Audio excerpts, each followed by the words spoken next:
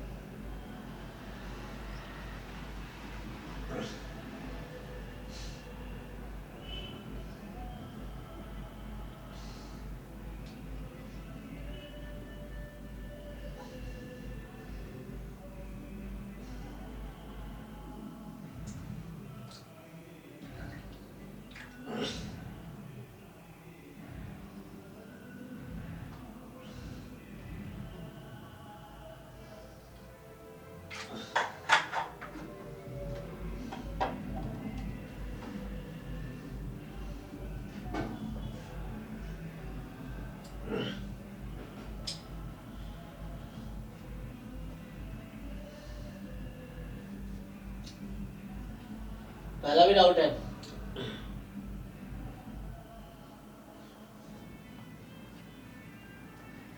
पहले में क्या डाउट है भाई? -1 की पावर log n, n की पावर log n।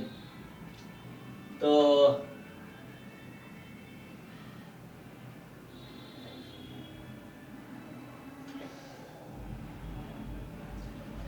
वो लगाओ, क्या बोलते हैं, Leibniz test. Yes sir, absolute convergent. तो लेबनिज टेस्ट लगाएंगे तो वो डिक्रीजिंग होने चाहिए, तो this function should be decreasing. तो एक डिक्रीजिंग कैसे चेक करोगे तुम? या तो n की डिफरेंट वैल्यू रख के चेक कर सकते हो, नहीं तो एक फंक्शन मान के जैसे log x अपॉन x की पावर log x, अब उसको डिफरेंशिएट करो, वैसे दिखा सकते हो। या फिर है ना, तो somehow तुम्हें ये प्रूफ करने की जरूरत है कि इसकी लिमिट। सर मैंने वैल्यू देखो चेक किया था, वैल्यू से डिक्रीजिंग ही आ रहा है, पर वैसे डिफरेंशिएट करके से नहीं हो रहा है, इसलिए पूछा था। डिफरेंशिएट करके भी आएगा, डिफरेंशिएट करके दिखा देना है तुम्हें, नेगेटिव आएगा डेरिवेटिव, है ना, तो उससे भी हो जाएगा, आएगा। देखो अब x की पावर log x का डिफरेंशिएशन कैसे करते हो तुम?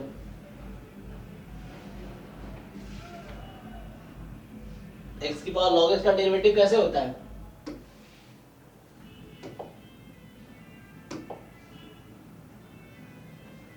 log ले करना पड़ता है, ऐसे नहीं होगा। मान लो y है, then you take log both side and then differentiate होगा।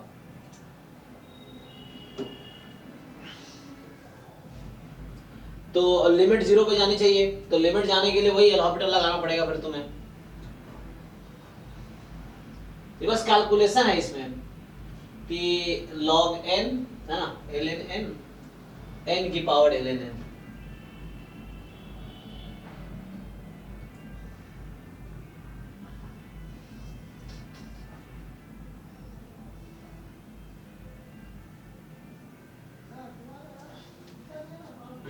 कैसे भी करो यार, हो जाएगा। डिक्रीजिंग प्रूफ करना है ना, एक तो लिमिट तुम्हें दिखानी कि इसकी लिमिट 0 आएगी, पहली बात है ना। तो पहली बात तुम ये दिखाओ लिमिट 0 आएगी, और दूसरी बात ये डिक्रीजिंग आएगी, है ना। और सेकेंड ये डिक्रीजिंग के लिए डिफरेंशिएट करना होगा। डिफरेंशिएट करने के लिए तुम्हें डिफरेंशिएट या तो कर लो या फिर टर्म वैल्यूज रख के तुम चेक कर लो। ऐसे भी दिख रहा है डिनोमिनेटर एक्सपोनेंशियल है। एक्सपोनेंशियल क्या होता है? वेरिएबल की पावर वेरिएबल है। तो जो तुम्हारा यहाँ पे टर्म है डिनोमिनेटर ना, वो एक्सपोनेंशियल है। एक्सपोनेंशियल है तो उसका ग्रोथ बहुत फास्ट होगा, तो ऑब्वियसली वो 0 पे जाएगी। और n की वैल्यू बढ़ाओगे, देखो डिक्रीजिंग होनी चाहिए बस इस तरीके से, तो हो जाएगा। बस ट्राई करके देखो, जिसने किया उससे हेल्प लो, टर्म रख के भी ठीक है। अगला क्या भाई, 2 भी किसी का डाउट है तो सब पूछ लेंगे बच्चे। 1 के बाद क्या है? 2 भी डाउट है। अच्छा 2 में क्या है? एफ एन से एन में बाउंडेड फंक्शन है। एक तो यहाँ पे ना ऐसा कुछ आ रहा है, उसमें देखो तो क्या पूछ रहा है कि which of the following is not true। Lim sup F N का नेचुरल नंबर होगा, लिमिन एफ एन का नेचुरल नंबर होगा, limit F N plus N lim inf, okay, natural होगा।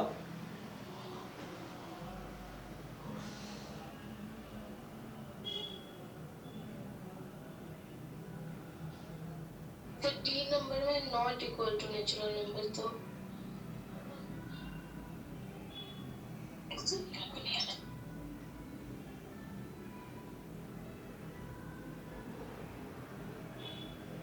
अरे देखो यहाँ पे क्या है, limit of F N plus N tends to infinity, तो N tends to infinity, N की लिमिट क्या आएगी?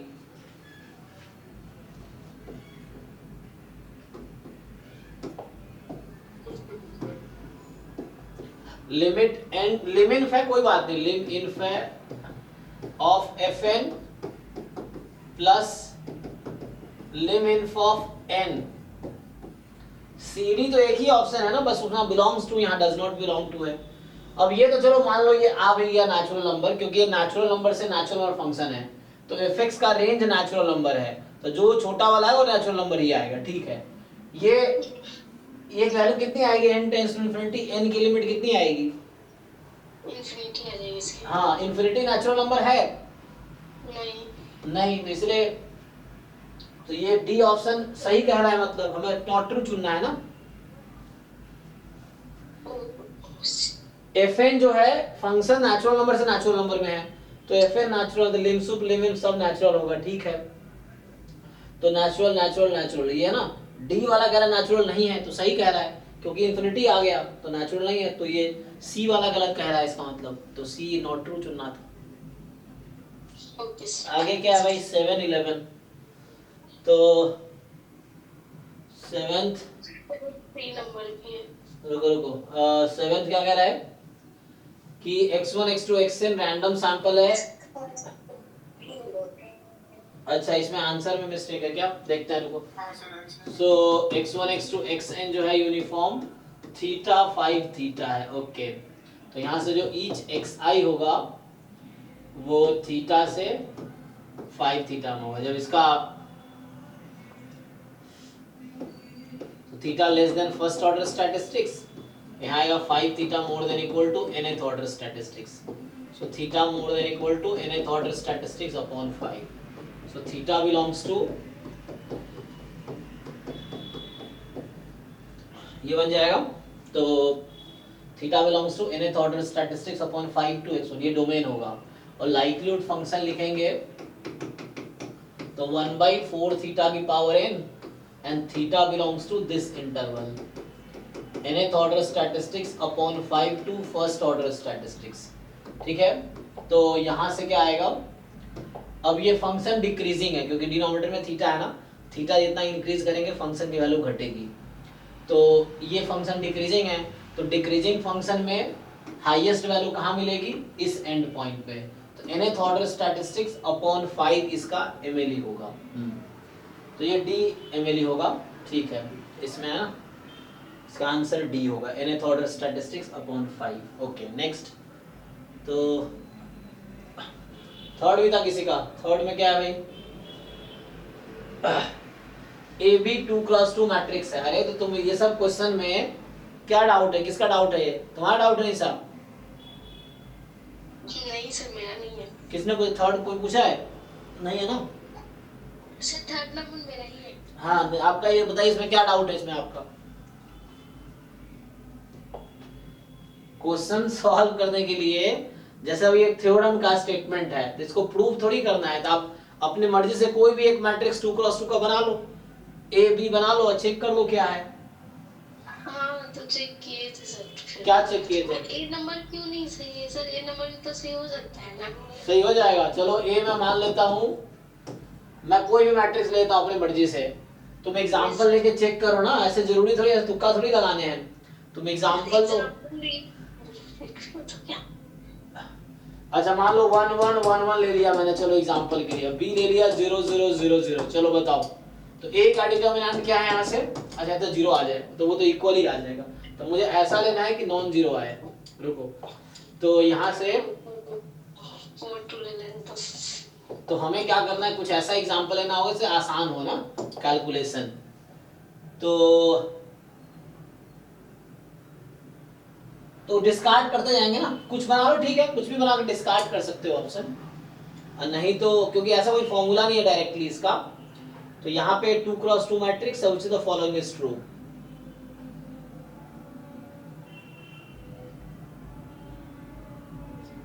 इज ट्रू ना, तो कुछ एग्जांपल बना के मान लो 1 0 0 1, चलो अभी मैं दोनों आइडेंटिटी ले लूंगा तो क्या होगा, चलो तुम जो कह रहे हो ना, तो मैंने मान लिया ए भी आइडेंटिटी मैट्रिक्स है, बी भी आइडेंटिटी मैट्रिक्स है, तो उससे क्या मिलेगी, नहीं तो फिर यहाँ से गड़बड़ होगा ना, तो सब जीरो फिर वैसे ही आ जाएगा। हाँ हमें कुछ ऐसा एग्जांपल लेना है कि ये डिस्कार्ड हो जाए ऑप्शंस।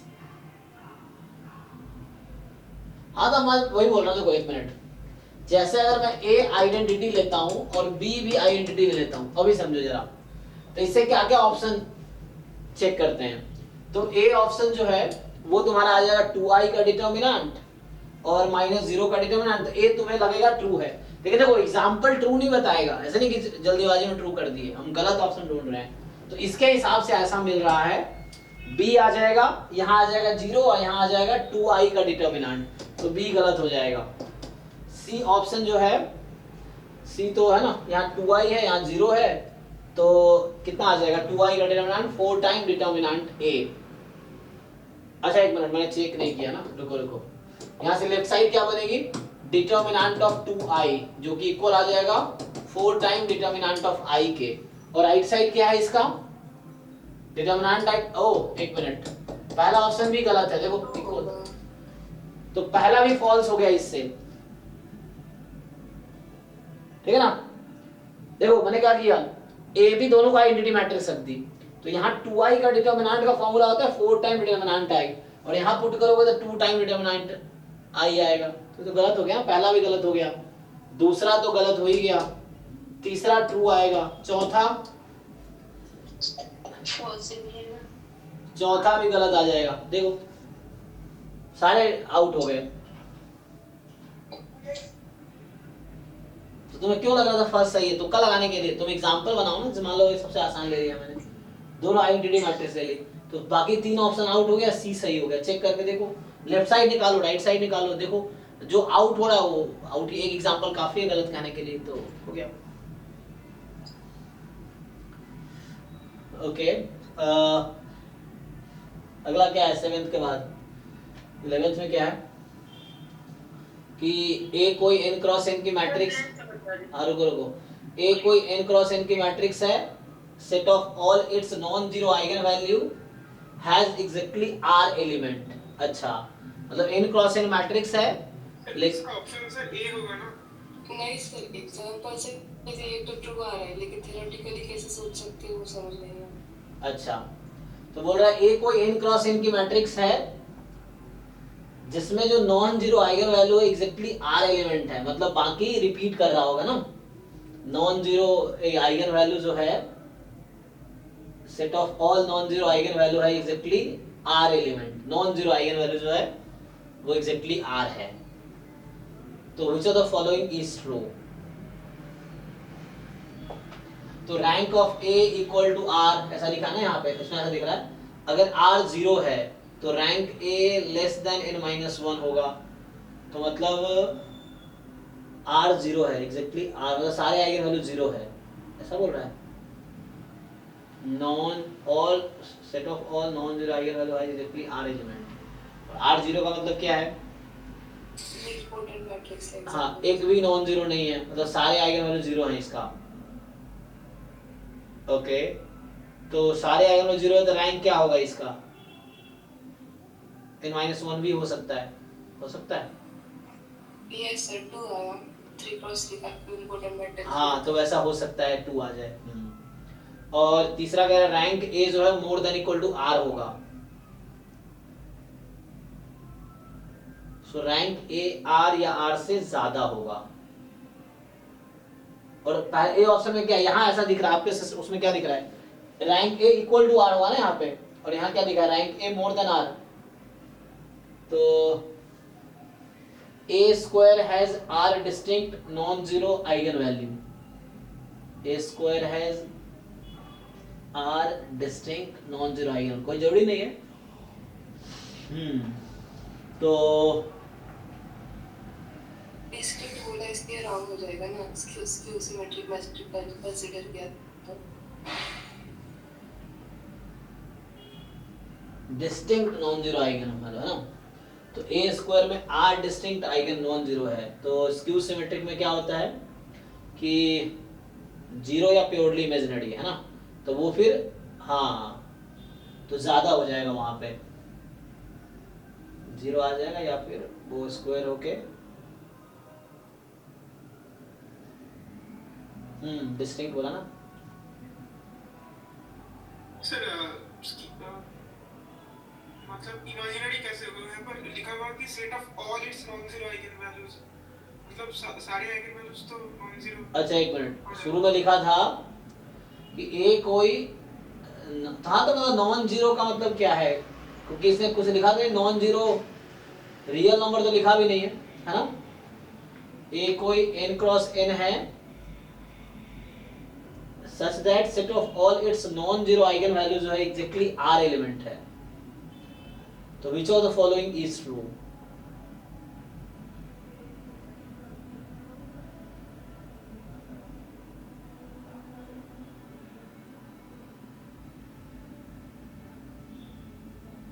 रैंक ऑफ एक तो वैसे नॉन जीरो आइगन वैल्यूज की इक्वल और लेस देन होता है। जैसे a का जब तुम वो कर रहे होते हैं हम लोग a को रो रिड्यूस्ड इकोलॉन फॉर्म में अगर हम कन्वर्ट कर रहे होते हैं तो क्या होता है,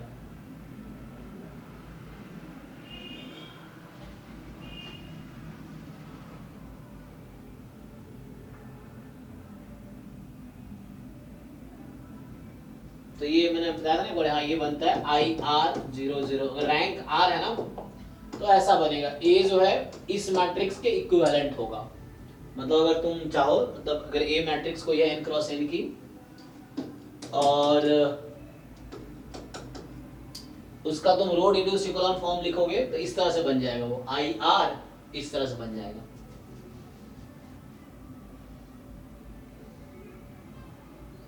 ये सी ऑप्शन क्या है, तुम लोगों के उसमें क्या दिखा रहा है कंप्यूटर में, सी ऑप्शन यहाँ पे क्या है बीच में, more than, strictly more than या more than equal to? More than और इक्वल टू। अच्छा मोर देन इक्वल टू ना, ओके। तो rank of A more than equal to R और rank A exactly equal to R, और A में क्या है एग्जैक्टली इक्वल टू आर, तो ए पे लेस देन, अच्छा ए में है लेस देन, ओके ओके, तो ए में लिखा हुआ है less than equal to R और सी में है rank A more than equal to R, और A square has R distinct non zero eigen values.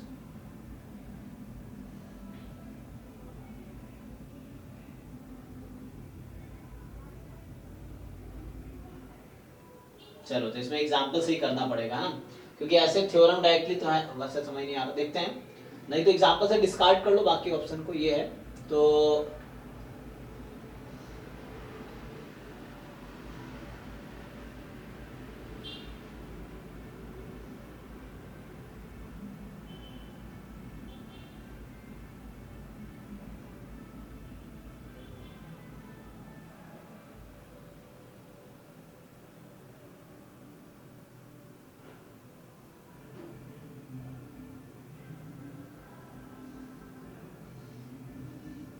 तो तुम लोगों को क्या लग रहा है सी गलत है, तो ऐसा कोई एग्जांपल बताओ जहां पे आर से ज्यादा आ गया हो, रैंक से ज्यादा आइगन वैल्यू नॉन जीरो आ गया हो। सर सी करेक्ट है। अच्छा सी करेक्ट है, तो ए किसको लग रहा है ट्रू है, मतलब मेरे को इम्पोर्टेंट मैट्रिक्स किया तो आइगन वैल्यूज पूरे जीरो ही हो जाएंगी ना, तो r is equal to 0 and rank तो 2 आया। हाँ ओके, तो आर जीरो और रैंक टू, सही बात है, हाँ जो नीलपोटेंट मैट्रिक्स होगा जिसका मान लो कोई 3 क्रॉस 3 का ले लो, जिसका स्क्वायर 0 हो जाता है और रैंक 2 हो जाता है ना।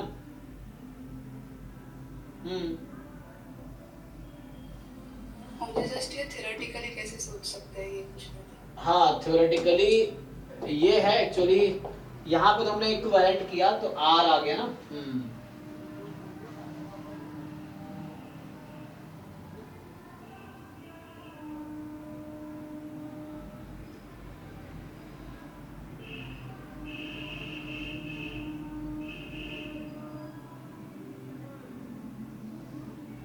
क्वेश्चन ये रैंक को कैसे रिलेट करेंगे हम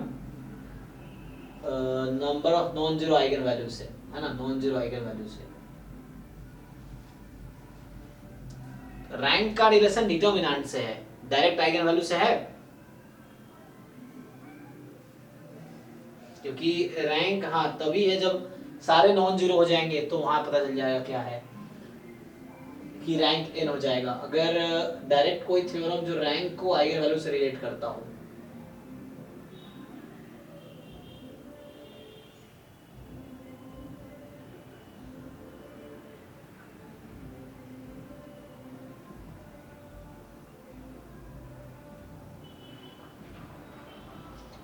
हाँ जी भाई सजाते हैं। तुम्हें एक क्यों लग रहा है ट्रू? एग्जांपल है ना उनके पास? हाँ जी बताइए, नया एग्जांपल क्या है? सर एग्जांपल नहीं, मैंने गूगल से देखा था तो थ्योरी था वो, क्या बता रहा था कि रैंक ऑफ ए हमेशा लेस देन और equals to of eigenvalues, number of eigenvalues. Rank A less than equal to number of eigenvalue, non zero eigen value, हाँ number of non zero eigenvalues. लेकिन यहाँ पे बताओ जैसे, हाँ जी matrix बताइए, यहाँ है मेरे पास अभी, ये बनाना पड़ेगा। Yes, sir. 1, 1, 3, हम्म 5, 2, 6. -2, -1, -3. ठीक है, तो इसमें क्या होता है, ए स्क्वायर जीरो आता है। सर a क्यूब 0 है। अच्छा इसमें ए क्यूब जीरो आएगा, ओके। तो देखिए, तो यहाँ पे ए क्यूब इसका जीरो आ गया, और ये 3x3 की मैट्रिक्स है, तो इसका ये मतलब यहाँ से तो ये मतलब हो गया ना कि लैम्बडा क्यूब जीरो है, तो लैम्बडा बराबर 0 0 0, तीनों जीरो हो जाएगा। ये तो वेरीफाई करके देखो भाई, सो जाते ही सही है कि गलत है ना, असल में मिस्टेक हुआ हो तो एक बार चेक कर लो। तो इसका मतलब तीनों आइगन वैल्यू जीरो हो गई, तो आर था number of non zero eigen value zero है, और यहाँ रैंक निकालो इसका, तो ये बता रही है रैंक जैसे 2 है, तो आप वेरीफाई करो इसको, तो रैंक 2 तो मोर देन आ गया तुम्हारा 4 से, मतलब ये जीरो से, sorry rank 2 more than equal to R जो कि जीरो है। तो ये एग्जांपल तो स्टेटमेंट को गलत कर रहा है। डायरेक्ट कोई थ्योरम नहीं, मुझे कोई थ्योरम याद नहीं आ रही, क्वेश्चन ऐसे ही इन्होंने बनाए हैं उसी स्टेटमेंट में बेस्ड, तो वैसा हो सकता है। ऐसे ऑनलाइन आप हेल्प ले सकते हो, ऑनलाइन काफी चीजें हैं, क्वेश्चन अगर वर्ड टू वर्ड आप टाइप कर दोगे तो कई सारे वेबसाइट जहाँ पे सॉल्यूशन एग्जैक्टली अवेलेबल है, और ये है।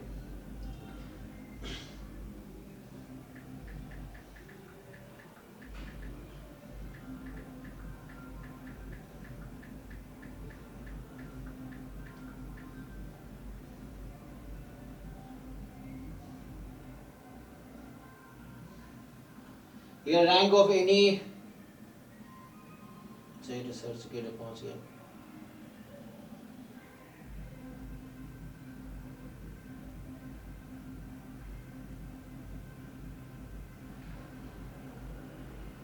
इसको वेरीफाई करना पड़ेगा। कुछ लोग ये कह रहे हैं कि number of non zero eigen value is equal to rank of the matrix. ऐसा क्यों भाई?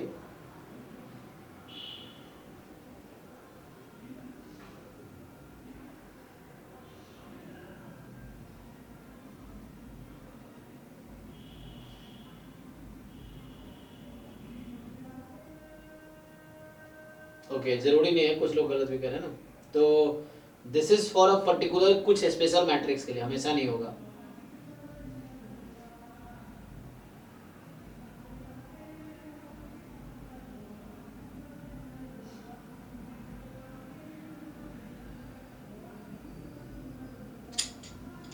जैसे एक और मैट्रिक्स है ना, जैसे ये ले लो, यहाँ पे क्या है, ये 0 4 0 0 0 4 0 0 0, तो इस मैट्रिक्स का रैंक क्या है? 2 तो होगा रैंक इसका। रैंक क्या होता है?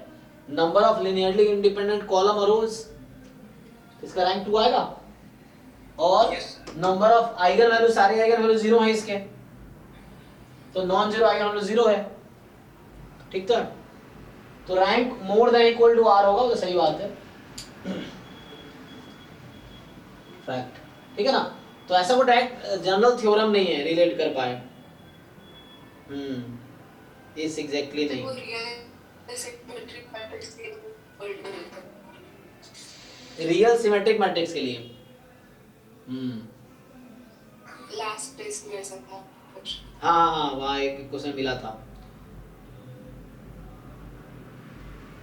ये थ्योरम हमने पढ़ा था कि ए ट्रांसपोज ए का रैंक जो होता है वो रैंक ए के इक्वल है, ये तो है। और मजे की बात क्या है कि जो ए ट्रांसपोज ए है वो सिमेट्रिक हो जाता है। यस, तो ए ट्रांसपोज ए हमेशा सिमेट्रिक मैट्रिक्स रहेगा। ए ट्रांसपोज ए, चाहे ए कोई भी मैट्रिक्स है, ए ट्रांसपोज ए हमेशा सिमेट्रिक है और वो उसके लिए ट्रू होता है। चलेगा।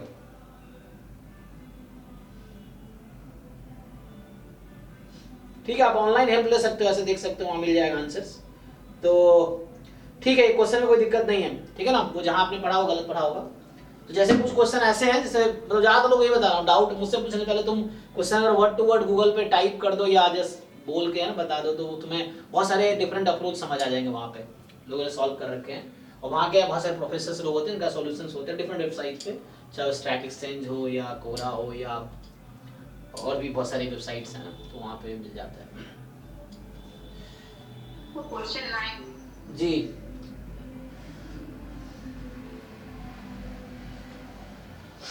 हाँ 9 XYZ 3 इंडिपेंडेंट रैंडम वेरिएबल है और XY नॉर्मल है, Z एक्सपोनेंशियल है। तो आपको पता है ना, अगर XY इंडिपेंडेंट है तो इसको मैं क्या लिख सकता हूँ? सर वो पूछने ये थे सर, वो z इक्वल टू 1 है, उसके लिए पूछ रही थी सर। ऊपर नीचे 0 0 हो जा रहा तो मैं भी ताश वही पूछ रहा हूँ। अभी इसकी अगर इंडिपेंडेंट है तो क्या लिख सकते हैं? EX EY। तो अगर यहाँ पे आ गया XY given Z is equal to 1, तो इससे कोई इफेक्ट पड़ेगा? क्या आएगा? E of X given Z is equal to 1 into E of Y given Z is equal to 1। ठीक है, अब Z क्या है?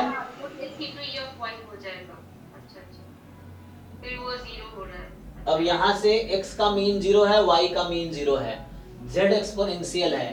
तो अगर आप x गिवन z का मीन निकाल भी रहे हैं तो क्या होगा? तो वो e of x हो रहा है। और अरे एक मिनट मैडम, ये बताइए xz इंडिपेंडेंट है कि नहीं? हाँ, xz तो इंडिपेंडेंट। ये किसके इक्वल है? ex के और ये ey के। इतना भी नहीं सोचना था, ये तो डायरेक्टली मुझे पता है। हाँ, तो XYZ तीनों इंडिपेंडेंट है, तो x इंटू वाई z से इंडिपेंडेंट है। तो यहाँ डायरेक्टली आप ऐसा लिख सकते हो E of x into Y. So E of x into E of y, ठीक है ना। तो आपका फोकस होना चाहिए आंसर निकालने पे, ये नहीं कि हम उसके बारे में सोचे ज्यादा। आप क्वेश्चन कर लिए, आगे बढ़ो। ये z इज इक्वल टू 1 दिया, इसका कोई रेलेवेंस ही नहीं इस क्वेश्चन में, मतलब उससे कोई इफेक्ट पड़ नहीं रहा क्योंकि वो इंडिपेंडेंट है। तो z इज इक्वल टू 1 होता तब भी सेम आंसर होता, z इज इक्वल टू 2 होता तब भी सेम आंसर होता। तो उसका मेरा मतलब वो दिमाग में था कि z इक्वल टू 1 तो 0 हो जाएगा, मतलब एक्सपोनेंशियल का भी इक्वल टू में तो काम नहीं करता, इसलिए मैं ठीक है। तो आप देखिए क्या क्या इंफॉर्मेशन गिवन है और उसको कैसे इंप्लीमेंट करना है। तो इंडिपेंडेंट था तो z खत्म नहीं होगा। ऐसे क्वेश्चंस आपने अगर आपसे पूछ लेता ये क्या है, तो ये आराम से आप निकाल सकते हो, है ना। और ये 0 नहीं आएगा, तो इसका अलग है ना। यहाँ इंडिपेंडेंट है इसलिए वैसा हुआ है, नहीं तो यू कैन फाइंड दिस। तो ये सब हमने क्लास में किए हैं कवर। एनीवे नेक्स्ट क्या क्या है? 15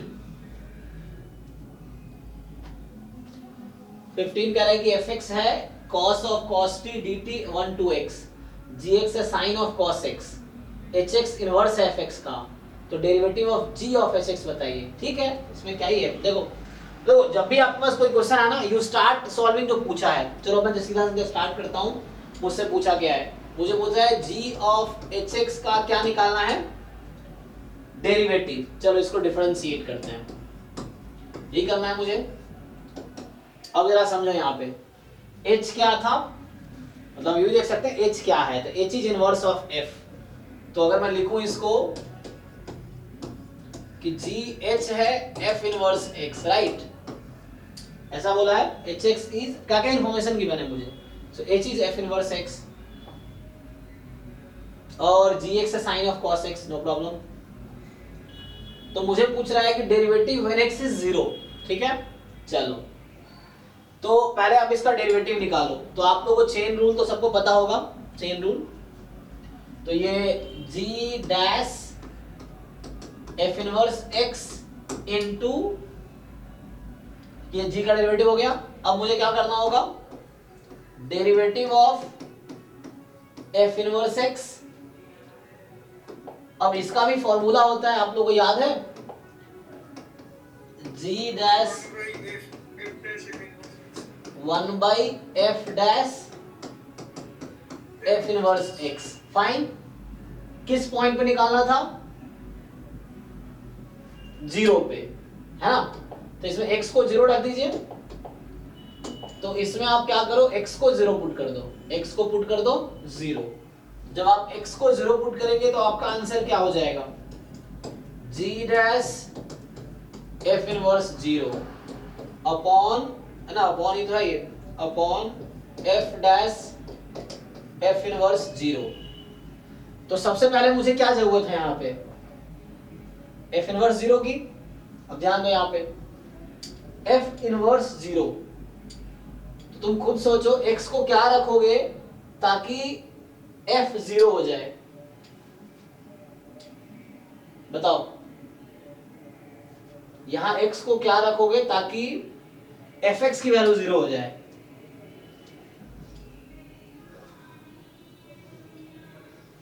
हाँ जी भाई, कितना टाइम लगेगा, 1। सो यही आपका क्वेश्चन का आंसर है। जस्ट अब देखो क्या क्या निकालने हैं। तो 1 to 1 इंटीग्रेट कर देंगे, 0 हो जाएगी, है ना। इफ यू इंटीग्रेट 1 to 1 तो f of 1 is 0, ठीक है। तुम f dash x निकाल के चेक कर सकते हो, f dash x आ जाएगा cos of cos x, और हाँ क्योंकि मोर देन इक्वल टू 0 है यहाँ पे cos of cos x, कुछ यानी कोई दिक्कत नहीं है। तो f1 यहाँ 0 है, simple. So f inverse 0 is 1। तो यहाँ से ये चीज क्या बन गई, देखो ध्यान से। अब g dash 1 upon f dash 1। अब बताओ भाई, f इनवर्स 0 है ना, 1 हो गई, हाँ, g डैश 1 और f डैश 1 क्या होगा, g डैश 1 निकालो। तो g dash 1, g dash x क्या होगा, पुट करो वैल्यू। तो g डैश x निकालोगे तो g में साइन का डेरिवेटिव पहले cos, so cos of cos x into cos का derivative minus sin x upon f dash 1। तो f डैश x निकाल लो, f डैश x निकालोगे तो cos ऑफ cos x, तो ये तो कट गया, अब x को 1 रख दो, तो माइनस ऑफ sin 1। चेक करो क्या डाउट है, बताओ। क्योंकि इन जनरल तुम इनवर्स फाइंड करने की कोशिश करोगे तो वेरी डिफिकल्ट। तुम चाहोगे फंक्शन का इनवर्स निकाल ले तो बहुत टाइम लेगा और डिफिकल्ट होगा। तो हमें फंक्शन इनवर्स क्यों चाहिए, हमें तो जिस पॉइंट पे इनवर्स चाहिए उतना काफी है। So this answer is minus sine of 1, ठीक है। चलो नेक्स्ट क्या था, 15 के बाद 31 आते हैं, 16 भी है। अच्छा चलो इसको देखते हैं, पहले इसका डाउट क्या है। 31 क्या कह रहा है, the value of x satisfying this equation. Okay, तो ये इक्वेशन 9 डिग्री का है ना। और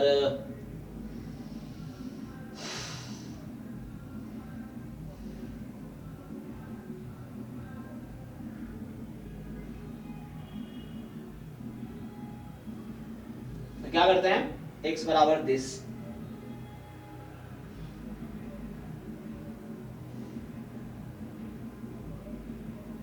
एक तो मुझे कुछ प्रॉब्लम लग रहा है इसमें, ये टाइपिंग मिस्टेक भी दिख रहा है। या तो यहाँ 3 होगा या यहाँ 13 होगा, एसी में से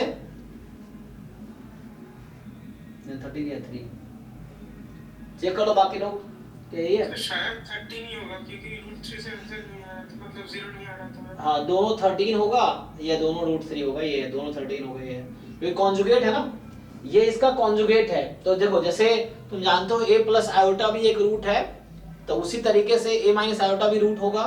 तो सेम यहाँ भी है, जब इस तरह के केस आते हैं a प्लस रूट बी, अगर किसी पॉलिनोमियल का रूट है तो a minus square root B will also be a root of this polynomial, some polynomial. तो वैसा आ जाएगा यहाँ पे। तो ये सेम ही होगा, ये रूट 13 ही होगा फिर। तो ये रूट अगर आ गया तो ये ऑब्वियसली आएगा, कोई दिक्कत नहीं है।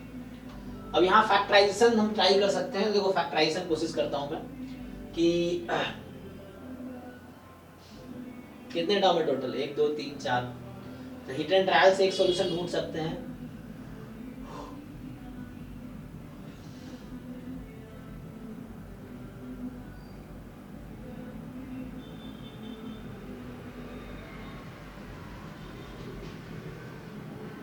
तो अगर तुम एलसीएम ले लो तो क्या बनेगा, ये 512 से मल्टीप्लाई कर सकते हो।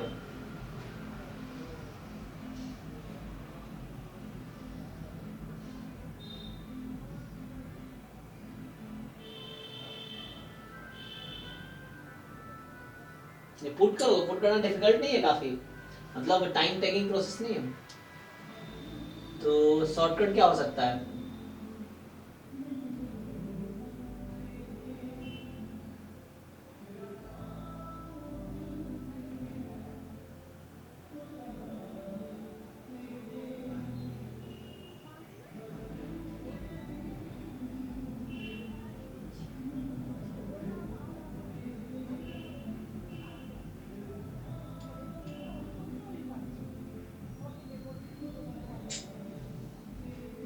सर इसमें सारे पावर और नंबर नहीं है, नहीं है कि हाँ, और तो है तो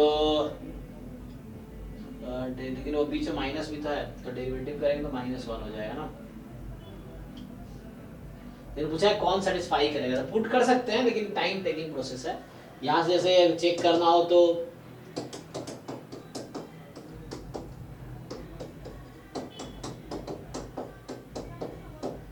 इसके स्क्वायर कर सकते हैं, है ना।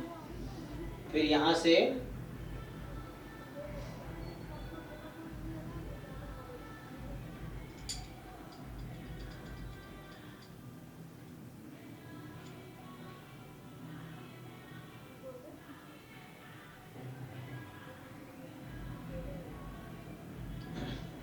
तुमने क्या पुट करके चेक किया था इसमें, जो वैल्यू तुम्हारी सी वाली वो आई है। फिर ये पुट करना बहुत लेंथी प्रोसेस है, 9 पावर निकालना कर तो सकते हैं, देखो अगर करना हो तो यहाँ से क्या आएगा, कैसे बन जाएगा नंबर? कौन सा बी? D option D. More than 2 distinct roots, वो तो मिल जाएगा तुम्हें कि जैसे रहने दो इसको अभी देखते हैं। तो इसके पास कितने डिस्टिंक्ट, 9 डिग्री का पॉलिनोमियल है, तो टोटल इसके रूट्स तो 9 होंगे including complex root. Real root की बात करनी है तो सिंपली वही मैं कुछ फैक्टराइजेशन कुछ ट्राई कर सकते हैं, या मान लो चलो ऐसा देखते हैं 9x6/8 और प्लस 27x³/64 माइनस x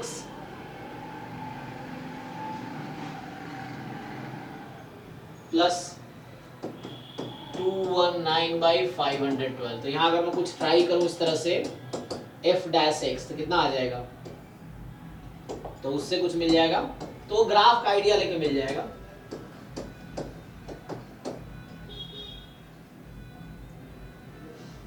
अच्छा ऑड पावर नहीं है ना, सारे 3 के पावर है।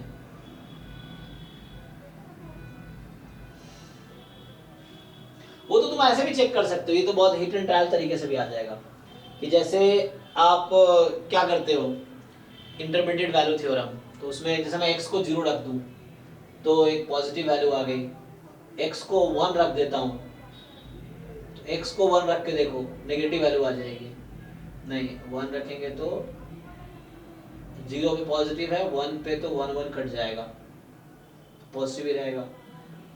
तो कुछ ऐसी वैल्यू ढूंढो जहाँ नेगेटिव हो जाए। ऐसा भी और डिग्री का है तो ये तो पक्का है कि एक इन्फिनिटी माइनस इन्फिनिटी पे जाएगी, तो एक रूट तो होगा ही, है ना।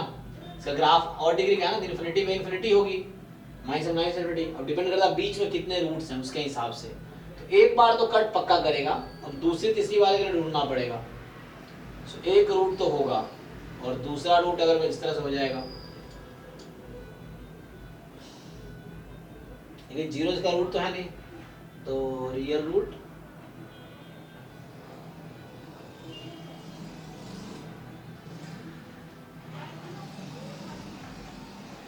यहाँ से ग्राफ बना के देख सकते हैं ना। 5 4 तक क्या था ये 54x²/64 -1 इस तरीके से। तो दो रूट तो होंगे ही, देखो 2 रूट इसके पास, 2 नहीं, एक तो एटलीस्ट 1 रूट ना, क्योंकि ये और डिग्री का है तो, और स्ट्रिक्टली इंक्रीजिंग भी नहीं है ना, स्ट्रिक्टली इंक्रीजिंग थोड़ी है। अभी ऐसा नहीं बोल सकते स्ट्रिक्टली इंक्रीजिंग है ये।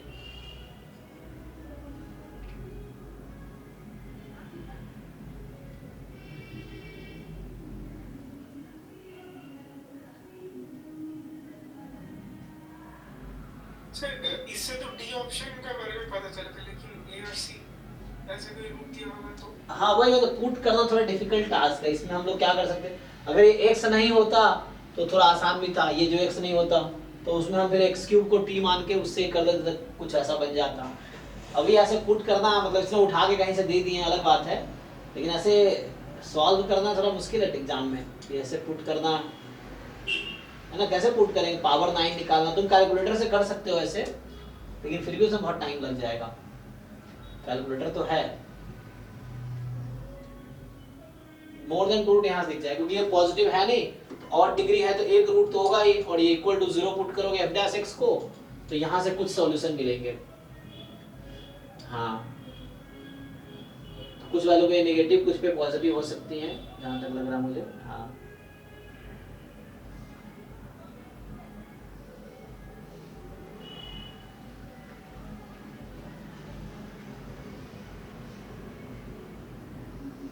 हाँ, एक अगर बहुत स्मॉल ले लिया मतलब 1/100 टाइप का ले लिया तो ये नेगेटिव हो जाएगी, तो उस तरह से कुछ हो जाएगा।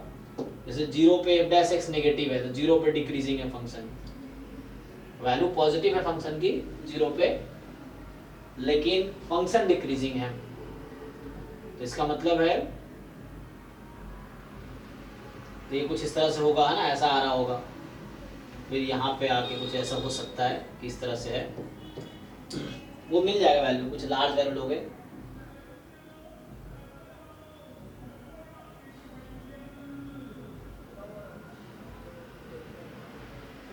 इस तरह से रफली इसका ग्राफ बनेगा, क्योंकि यहाँ पे 0 पे फंक्शन की वैल्यू पॉजिटिव है और डिक्रीजिंग है, इसका मतलब यहाँ से स्टार्ट हुआ, एक बार कटा, ये नीचे जाएगा।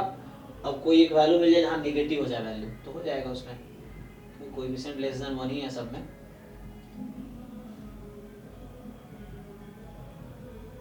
अब 1/3 कैसे चेक करोगे, तो ये तो पुट करके देखो, नहीं तो आइडिया कैसे मिलेगा यहाँ से।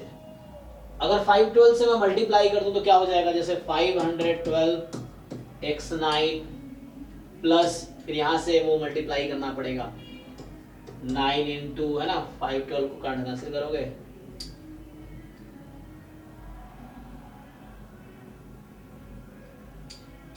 एक, क्या ऑर्डर लिखा है, मतलब ये थोड़ा कैलकुलेशन टाइप का क्वेश्चन है, पुट करके देखना पड़ेगा, पुट करेंगे तो बहुत टाइम लगेगा। कुछ दूसरा अप्रोच बताओ, समझ आ रहा तो, समझ नहीं आ रहा मुझे तो।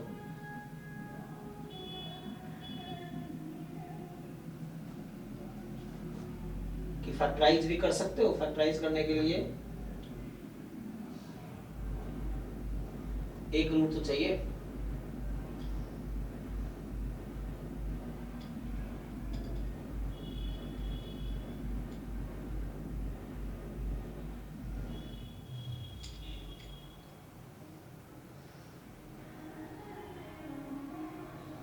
मतलब माइनस, ये तो चेक करना चलो फिर भी आसान है, -1/2 चेक करना फिर भी आसान है, डायरेक्ट रख दोगे, लेकिन ये दोनों चेक करना थोड़ा टाइम टेकिंग प्रोसेस है। और ये मुझे लग रहा है ये √3 या 13 ही होगा, तो ये रूट होगा मे बी प्लस माइनस आया होगा, √13/4 ये हो सकता आया हो इस तरह से।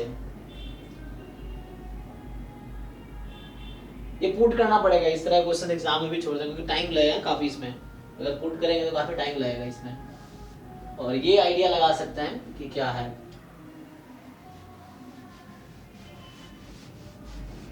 सॉल्व किया जा सकता है बट एग्जाम में नहीं। अभी तुम पुट करो, सिंप्लीफाई करो, ठीक है। और कुछ थ्योरम लगाना चाहो थ्योरम लगा लो। थ्योरम लगाने से कैसे पता चलता है रूट? कोई थ्योरम है जहाँ पे लगा ले हम? F B minus F A B minus A, derivative का देख लो, कोई दो रूट मिल जाए। यहाँ डेरिवेटिव का कोई रूट्स मिलेगा हमें? F dash C F B minus F A upon B minus A, वो सोच सकते हैं। नहीं, वो इस तरह क्वेश्चन को स्किप करना क्योंकि ये टाइम काफी लेगा, इसको स्किप करो। तो मतलब पुट करो, आराम से कैलकुलेशन करो, कैलकुलेटर यूज करो, साइंटिफिक कैलकुलेटर है ना, उसको यूज करो, पुट करके देखो क्या आएगा, उससे आ जाएगा। मैथमेटिकली आई डोंट नो, क्योंकि इस तरह क्वेश्चन जब क्या होता है तुम पढ़ोगे आगे जाके तो अप्रोक्सीमेशन टेक्निक आते हैं, रूट रूट न्यूमेरिकल एनालिसिस जिन लोगों ने पढ़ा होगा वहीं करते हैं ना, इस तरह का है तो चेक करते हैं वैसे। तो इसको छोड़ो, अगला बताओ। तो नेक्स्ट क्या है? तो बहुत टाइम लगेगा। 32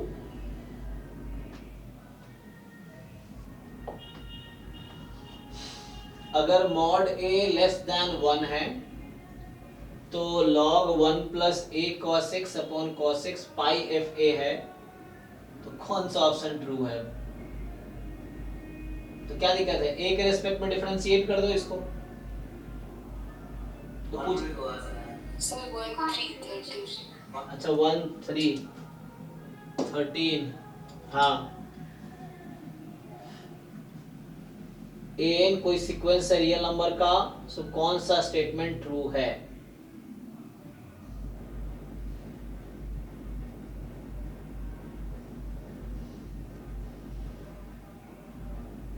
तो डिस्कार्ड करने की कोशिश करो, बाकी तो डिस्कार्ड कर ही सकते हो आप कि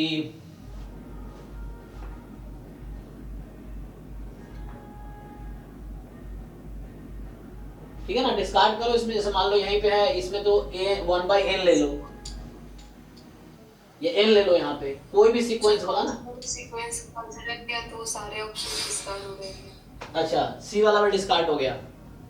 सी जो है यस कि there is a number A B, एक ऐसा नंबर बी मिल जाएगा, तो बताइए सी कैसे डिस्कार्ड हो गया? किस ऑप्शन से, किस एग्जांपल से? an को कांस्टेंट सीक्वेंस कंसीडर किया तो ओके, b को कोई फिक्स नंबर, तो an कोई कांस्टेंट सीक्वेंस है, तो मान लो a अपॉन 1 प्लस a और दिए b है, तो b minus that number. Okay, so ये कोई कांस्टेंट है,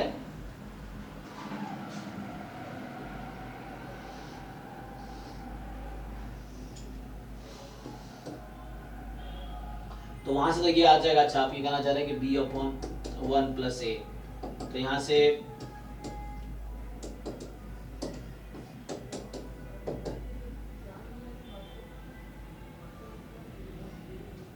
कोई फाइनाइट नंबर आएगा ना।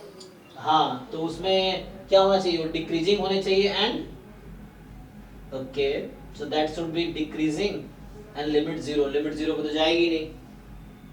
ओके, यहाँ इसने कहा है कि n कोई भी सीक्वेंस है, तो इसको वो कुछ देना चाहिए कि सीक्वेंस इंक्रीजिंग डिक्रीजिंग या इस तरह से कुछ नॉन कांस्टेंट। हाँ, तो कांस्टेंट के लिए तो सारे ऑप्शन गलत हो जाएंगे। तो ये क्या बोल रहा है? एक ऐसा नंबर मिलेगा। अच्छा, लेकिन अगर सोचो आप, एक ऐसा नंबर मिल नहीं जाएगा। अगर आपने an को कांस्टेंट सीक्वेंस लिया है तो b को आप a अपॉन 1 प्लस a ले लो, मॉड a।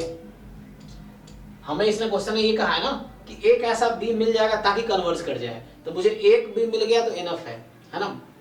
तो आप जैसे an को जब कांस्टेंट सीक्वेंस ले रहे हो तो उस केस में टेक दिस,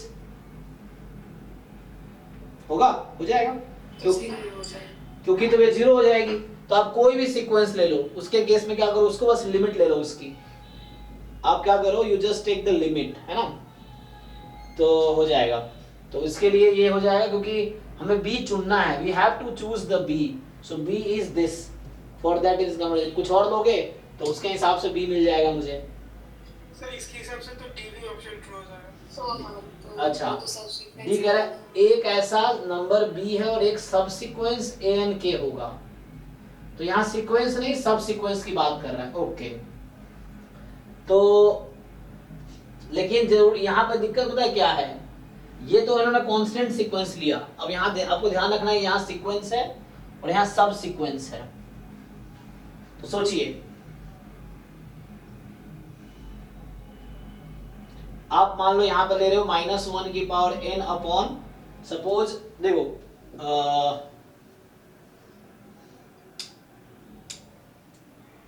एक ऐसा नंबर b मिलेगा, एक सबसीक्वेंस ऐसा मिलेगा जहां कन्वर्ज कर जाएगा ये। तो व्हाटएवर सीक्वेंस यू टेक, तो सीक्वेंस के लिए कन्वर्ज सबसीक्वेंस के लिए भी करेगी।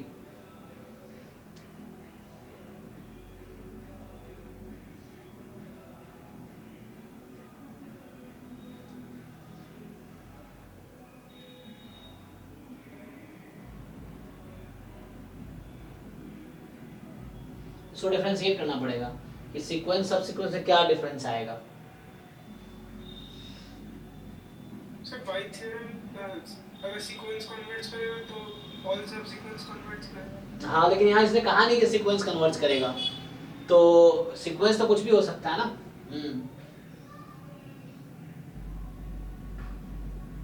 तो वहां उन्होंने कांस्टेंट सीक्वेंस बोला था, हमने बी बता दिया। बी अगर कुछ मैं कुछ और लेता हूँ, मान लो चलो, जैसे यहाँ पे अगर मैं n लेता an को, तो मेरा b क्या आता, तो मैं n लेता तो उस केस में n अपॉन 1 प्लस an, तो जस्ट मैं उसकी लिमिट ले लेता, लिमिट क्या आती 1, n अपॉन 1 प्लस n का 1 आएगी ना। अब वो तो कन्वर्ज कर जाएगी, ठीक है। अब सब सीक्वेंस लेंगे तो भी कन्वर्ज कर जाएगी।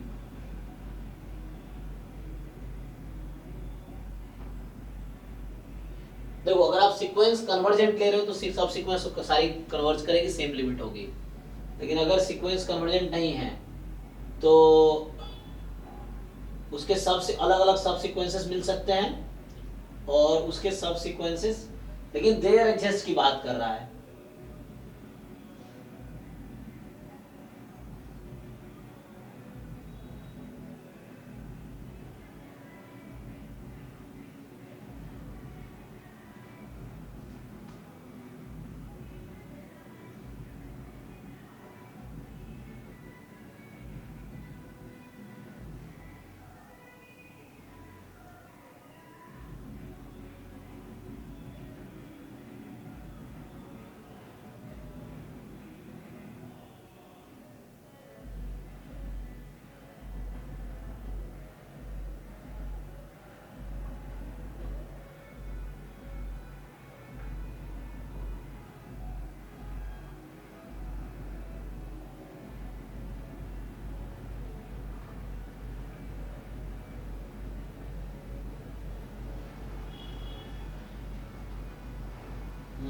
उसको देखना पड़ेगा क्या डिफरेंस है, क्योंकि इसमें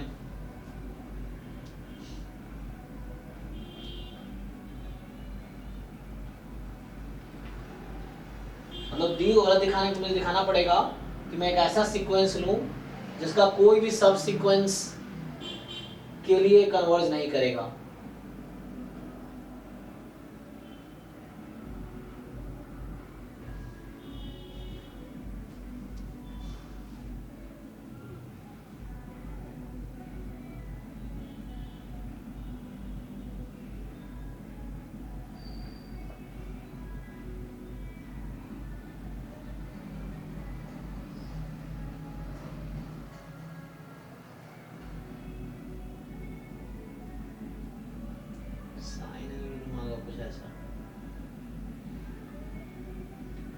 ढूंढना पड़ेगा कि एक ना एक सब सीक्वेंस जहां कन्वर्ज करेगी, मतलब एक ना एक सब सीक्वेंस सेम कैटेगरी का मिल ही जाएगा। हाउ दिस,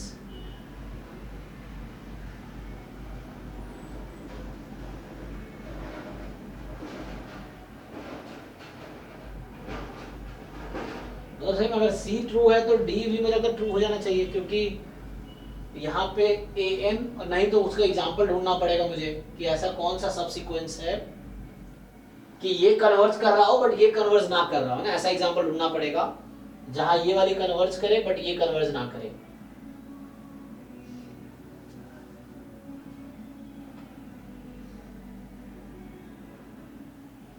जैसे एग्जांपल क्या होता है ना, जैसे an है मेरे पास कुछ भी,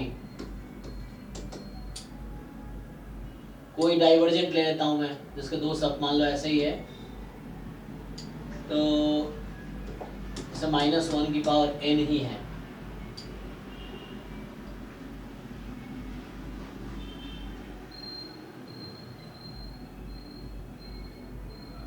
हो जाएगा, मुझे लगता है बी सी सही तो डी भी सही होना चाहिए, क्योंकि ऐसा श्योर तो नहीं है। उसको एग्जाम्पल ढूंढने पड़ेंगे उसके लिए। अभी समझ तो नहीं आ रहा कौन सा एग्जाम्पल ले यहाँ पे जो गलत कर दे।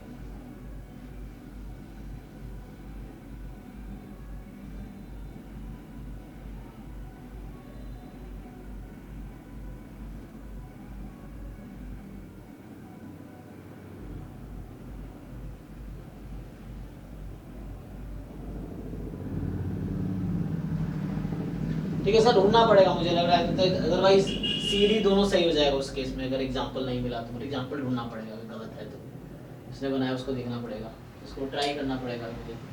नेक्स्ट बताओ, अगला बताओ 13 के बाद, इसको अभी छोड़ देते हैं। सर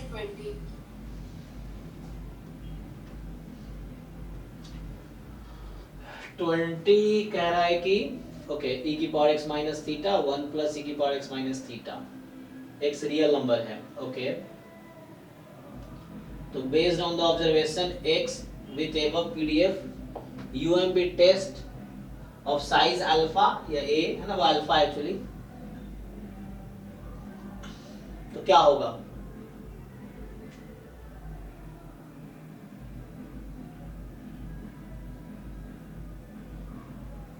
इसमें क्या डाउट है आपको? सर वो आ नहीं रहा है, एमएलई भी फाइंड करने गई तो वो भी नहीं है। अच्छा, तो इसमें मेनली हम ऐसा कर सकते हैं कि h नॉट जो है इसका theta is equal to theta naught versus h1 theta is equal to theta naught. इसके लिए एक मिनट, लेस देन ना, यहाँ लेस देन थीटा नॉट, इसके लिए फाइंड करना है हमें। तो लेस देन थीटा नॉट में ये है कि यहाँ आपको वो वैल्यू रखनी पड़ेगी जिसके लिए तो एमएलई इसका एमएलई नहीं कर रहा है, एमएलई क्या करना पड़ेगा उसके लिए? पहले तो पीडीएफ ठीक है, आप इसको इंटीग्रेट करो, पूरे रियल नंबर में 1 आएगी, वो आप चेक कर सकते हो। उसके बाद अगर मैं लाइक्लीहुड फंक्शन निकालूं तो यहाँ होगा L theta naught upon L theta का एमएलई आ जाएगा, और ये आ जाएगा लेस देन इक्वल टू के, ठीक ना। तो अच्छा, लेकिन एमएलई क्यों निकालना आपको? ये तो सिंगल रैंडम वेरिएबल है ना, तो उसके लिए मुझे क्या करना है जस्ट, क्योंकि मतलब ये सैंपल साइज 1 है, तो पीडीएफ को मैक्सिमाइज करो। देखो पीडीएफ किस पॉइंट पे मैक्सिमम है, पीडीएफ का मैक्सिमम होगा, सोचो आप।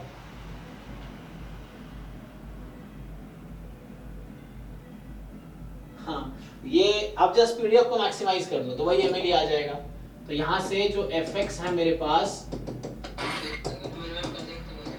है, तो यहाँ से एक मिनट, जैसे ये हमारे पास है तो इसको डिफरेंशिएट करना है थीटा के रिस्पेक्ट में, तो पीडीएफ ही लाइक्लीहुड है ना, क्योंकि सिंगल ऑब्जर्वेशन में पीडीएफ ही लाइक्लीहुड है। तो अगर आप इसको डिवाइड कर दो e की पावर माइनस थीटा से तो क्या बन जाएगी? तो e की पावर थीटा प्लस e की पावर x नहीं हो जाएगा ये, अगर मैं डिवाइड कर दूं तो। अब यहाँ पे देखो लाइक्लीहुड फंक्शन जो है, ये फंक्शन थीटा के रिस्पेक्ट में डिक्रीजिंग नहीं हो जाएगा? ओके चेक करते हैं। तो अगर आप l डैश थीटा निकालेंगे तो e की पावर x तो एज इट इज, इसका डेरिवेटिव -1 अपॉन x स्क्वायर। अच्छा,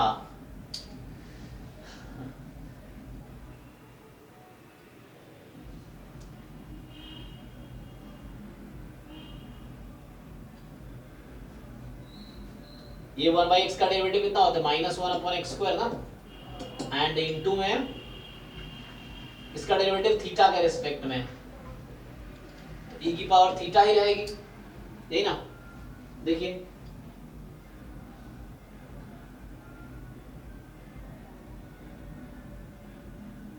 x तो कांस्टेंट है।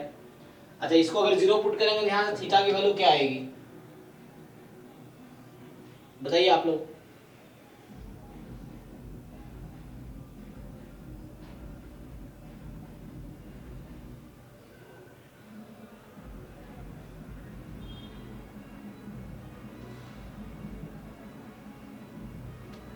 बोलो भाई इसको सॉल्व करोगे क्या आएगा थीटा का वैल्यू? हमें इसको यहाँ से क्या मिलेगी मुझे? ये अगर तुम ये तो चलो उधर चली गई तो e की पावर थीटा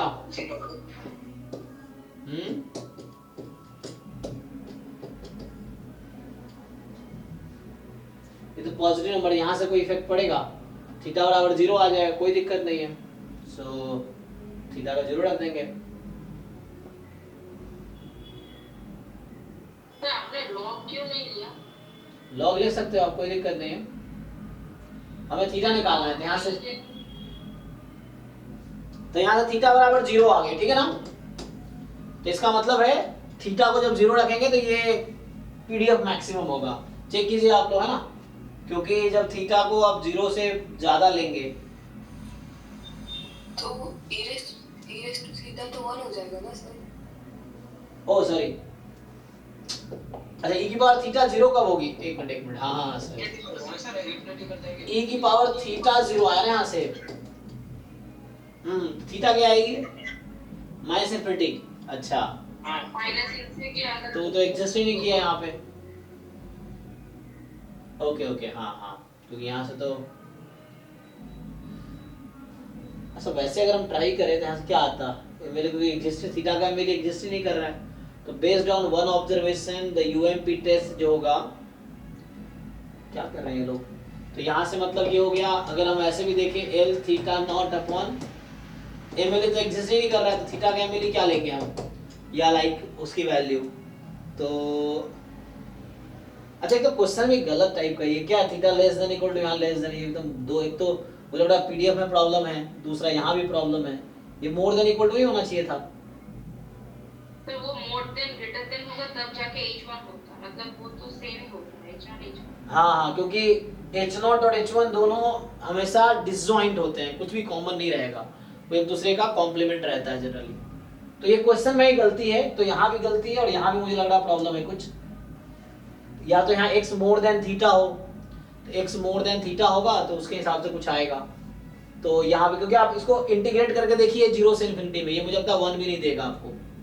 तो यहाँ ये कब हो सकता है? जब यहाँ x मोर देन थीटा हो, उस तरह केस आएगा। और यहाँ भी गलती है, ये more than equal to theta naught तब आ जाएगा। अगर यहाँ x more than theta naught होगा, x मोर देन थीटा होगा तो यहाँ पे एमएलई x ही आ जाएगी, फिर वहां से कुछ आ सकता है। क्या एग्जिस्ट नहीं करता है? सर ये पीडीएफ का एमएलए एग्जिस्ट ही नहीं करता। ये पीडीएफ है, पहले तो ये पूछ रहा हूँ पीडीएफ होगा? इसको आप इंटीग्रेट करके देखो, क्या ये पीडीएफ आएगा? क्वेश्चन मेरा ये है, क्या 1 आएगा? ये जस्ट इंटीग्रेट करके चेक करो। तो इसको आप t ले लो, तो इसको t ले लोगे तो क्या बन जाएगा? ये dt। हाँ, इसको अगर t ले लोगे तो इसका डेरिवेटिव यही तो है, तो ये dt 1/t log t, ये गलत है ना, यहाँ पे ठीक करना पड़ेगा इसको। हाँ सर ये 1 नहीं होगा। तो ये पीडीएफ यहाँ ऐसा होगा, x मोर देन थीटा होगा, और उस केस में एमएलई ऑफ थीटा, मतलब करेक्ट कर देता हूं मैं, तो x आ जाएगा। ये इजी है। तो पहली बात, इसका सपोर्ट आप लिख लीजिए x मोर देन थीटा।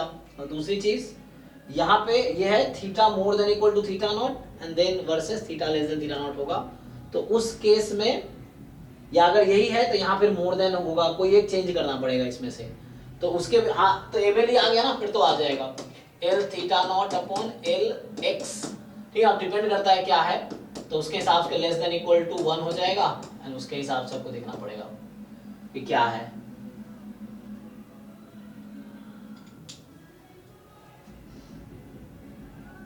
तो ये क्वेश्चन में मिस्टेक है, यहाँ भी क्वेश्चन है मिस्टेक, ठीक है ना, इसमें मिस्टेक है अभी। नेक्स्ट बताओ भाई। सर 12 12 में क्या है भाई कि fg जो है कॉन्टिन्यूअस है 0 1 पे, f1 f0 g1 सब f1 f0 0 है। अच्छा, और g0 g1 दोनों 1 है। ओके, और f 1/2 ज्यादा है g 1/2 से, तो कौन सा ट्रू है? तो रफली ग्राफ ड्रॉ करने की कोशिश करते हैं। तो f0 0 है, f1 भी 0 है, 0 1 पे 0 मान लो, इस तरह बना देता हूँ मैं। तो कुछ इस तरह से है f का ग्राफ, और G0 और G1 दोनों 1 है, लेकिन इस तरह से कि हाफ पे f की वैल्यू ज्यादा है। ठीक है, तो ये मान लो 1 यहाँ पे है, 1 यहाँ पे है, हाँ, या इधर ले लो, मैं ऐसे रफली ड्रॉ करने की कोशिश करिए। 1 यहाँ पे मान लो ये है, तो इस तरह से ग्राफ बना लो। तो ये तुम्हारा जो है दिस फंक्शन इज g, ठीक, और दिस फंक्शन इज f, तो ये f है, ये g है, तो ये फिट बैठ रहा है इस पे, देख लो। अभी 0-1 में ही बात करनी है, तो मैं 0-1 में हम लोग बात करेंगे, मान लो 0-1 के बीच ही बात करनी है। तो ये इस तरह से है, तो g हाफ छोटा है, अब बोल रहा है फॉलोइंग इज ट्रू, तो सोचो there exist there is not t, नहीं ये 1 नॉट नहीं, ये 1 होगा, there is 1 t belongs to 0-1, इस तरीके से कि ft gt इक्वल है ना। ये तो ऑब्वियस है ना, ऐसा क्यों होना, सोचो इसका 0 पे वैल्यू g0 1 है और f0 0 है, और हाफ पे वैल्यू बढ़ गई, तो कहीं ना कहीं, और ये कॉन्टिन्यूअस फंक्शन है तो कहीं ना कहीं मिलना तो है ही इसको, क्योंकि हाफ तक आते आते g की वैल्यू 1 थी तो हाफ हो गई, मतलब कम हो गई f से, और f 0 थी तो ज्यादा हो गई, तो इसका मतलब है कि कहीं ना कहीं तो कट करेगा। ठीक है, तो there is 1 t statement true है, देयर इज नॉट t क्या है, या ये है हाँ, यस यस यस, नो होगा वहां पे, हाँ नॉट, ठीक है, देयर इज नो t, तो t डबल लिख दिया, सही कह रहे हो, there is no t such that, गलत कह रहा है, एक ऐसा t मिलेगा जहां मैच करेगा ही वैल्यू, क्योंकि वो कंटीन्यूअस है ना, तो एक इंक्रीज हो रही है, एक डिक्रीज हो रही है हाफ तक, और उसके बाद देयर इज एक्जेक्टली 1 t, ये भी गलत है, क्योंकि आप देख रहे हो कि बाद में वैल्यू बढ़ जा रही है g की, है ना, g बाद में बढ़ गया तो ये 2 वैल्यू मिलेगी। देयर इज एटलीस्ट 2 t, ठीक है, 2 या 2 से ज्यादा, 2 तो है ही कम से कम। There is always infinity many t, नहीं जरूरी नहीं है, ये ग्राफ है, तो ये ग्राफ क्या कर रहा है, ए बी डी को डिस्कार्ड कर रहा है, तो इसलिए बी सही, इसलिए सी सही है ना, ये जो ग्राफ है ए बी डी को डिस्कार्ड कर रहा है, तो यहाँ पे सी सही है मेरा। अब चाहो तो फंक्शन बता भी सकता हूँ क्या है ना, यहाँ से लिखना चाहो तो ये फंक्शन भी तो मिल जाएगा, जैसे जो मैंने बनाए हैं, तो वो जो मेरा fx है वो मैंने बनाया है x इंटू 1 माइनस x, ये बनाया है, तुम चेक करो, तो ये हमारा f है, और g जो मैंने बनाए हैं वो gx होगा, तो हाफ पे आंसर 1 देगा, नहीं हाफ पे मैंने 1 देगा, और 0 पे 1 देगा, और 1 पे भी 1 देगा, ऐसा फंक्शन, क्या लिखूं, हाँ 3 पॉइंट पे 1 वैल्यू होगी इसकी, तो ये कुछ ऐसा है, तो ये तो पहले बात x स्क्वायर जैसा होगा, लेकिन हाफ पे है, सो x माइनस हाफ, लेकिन हाफ पे तो वैल्यू, एक मिनट, मैंने पहले किसका ग्राफ बनाया है, हमने तो पहले f का बना दिया, ठीक है, g मुझे ऐसा चाहिए, नहीं तो g पे तो इधर आ रहा ना, मान लो मैं यहाँ कर देता हूँ ऐसा रफली, मान लो ऐसा g 0 कर दिया, g हाफ को, तो 0 कर दिया मैंने, इसका मतलब है, ठीक है, x minus half whole square ऐसा कर दिया, तो अभी क्या होगा, तो अभी 0 रखने पे 1/4 हो जाएगा, लेकिन मुझे इसको बनाना है 1 तक ले जाना है, तो 1 कैसे होगा, तो कुछ प्लस कर दो, कोई बात नहीं, जितना कम पड़ रहा है, कितना कम पड़ रहा है, ठीक है ना, तो कितना कम पड़ रहा है, जितना कम पड़ रहा है 3/4, ये फंक्शन हो गया, ठीक है, तो ये मैंने पर्टिकुलर जो फंक्शन बता दिया ग्राफ का, जो ग्राफ बनाए थे ना, जो मैंने पहले ग्राफ बनाए थे वो यही था, तो fx ये है, x 1 माइनस x, और gx ये है, अब ग्राफ भी बना दिया। नेक्स्ट बताओ भाई,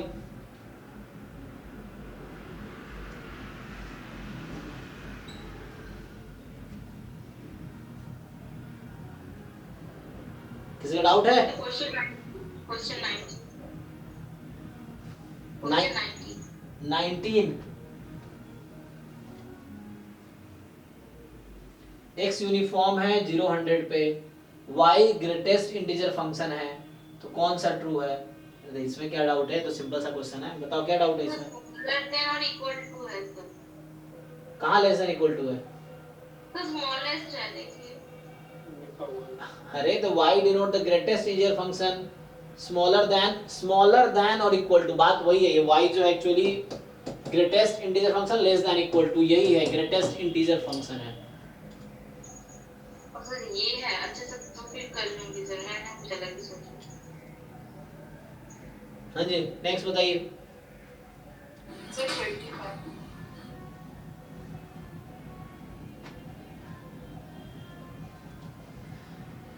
Suppose you randomly pick an integer from 1 to 3 with 3 possibility being equally likely. Call this n. अच्छा, तो 1 2 3 में से कोई एक चूज करोगे, वो कैपिटल N है। You then randomly pick an integer from n to 3. अरे अच्छा, with the 4 minus n possibilities being equally likely. Call the second integer m. Sir ये वैसे इनकम्प्लीट क्वेश्चन है। m will be less than 2 होगा तो answer आएगा। अच्छा, तो यहां से what is the probability that m will be? What is the probability that m will be? m will be what? अच्छा, कुछ आगे होगा ना। ऐसा ना, ये सब जैसे क्वेश्चन आने इनकम्प्लीट, सो गूगल में तुम टाइप करो, तुम्हें करेक्ट क्वेश्चन दिख जाएगा, कहीं ना कहीं मिल ही जाएगा ये, क्योंकि ये है। तो यहाँ इनकम्प्लीट, ये m will be what आगे लिखना बाकी रह गया, नहीं? ओके, इसमें लेस देन 2 से आंसर आएगा। लेस देन 2 से आ जाएगा, नहीं, m will be less than 2 उससे आ जाएगा। ओके, ट्राई करके देखो m will be less than 2 पे क्या होगा। ये है,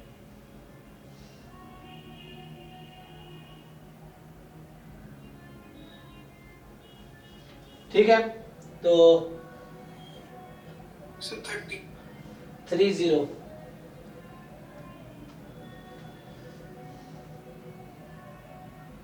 x Y B I I D uniform 01 Z maximum Y minimum. तो ये तो पता है ना आप लोगों को, लेकिन मुझे z का जो डिस्ट्रीब्यूशन है वो तो सिर्फ बीटा इनकम पॉइंट हो गया। और वैसा ही वाली उदाहरण करता है x n minus r minus r वाली। एक्चुअली पता है क्या है, z माइनस w जो है ना, बनाया था तो यही तो है। ये जैम 2023 में भी ये क्वेश्चन आया, मतलब ये वाला। ये z क्या है, तुम देखो ध्यान से, z is what, second order statistics, और ये फर्स्ट ऑर्डर स्टैटिस्टिक्स, यही तो है ये। लेकिन वहां पे एक्सपोनेंशियल की बात कर रहा था ना। ओके, तो कोई दिक्कत नहीं है। z minus w is this. तुम ये बताओ, बाकी लोग क्या बता रहे थे, बताओ। अरे ये बीटा ऑफ स्टैंड फॉलो करता है, वो है ना रूट, मतलब x r माइनस x का तो वो होता है beta of stand r minus s n minus r plus s। देखो ये तो रैंडम सैंपल साइज 2 का यूनिफॉर्म से है, तो z का डिस्ट्रीब्यूशन होगा बीटा 2,1 और y का बीटा 1,2। हाँ, लेकिन उससे नहीं करना था, ये कर लो। देखो ये तो आसान है ना, अब डबल इंटीग्रेशन dy dx। अब ये ग्राफ बना सकते हो तुम,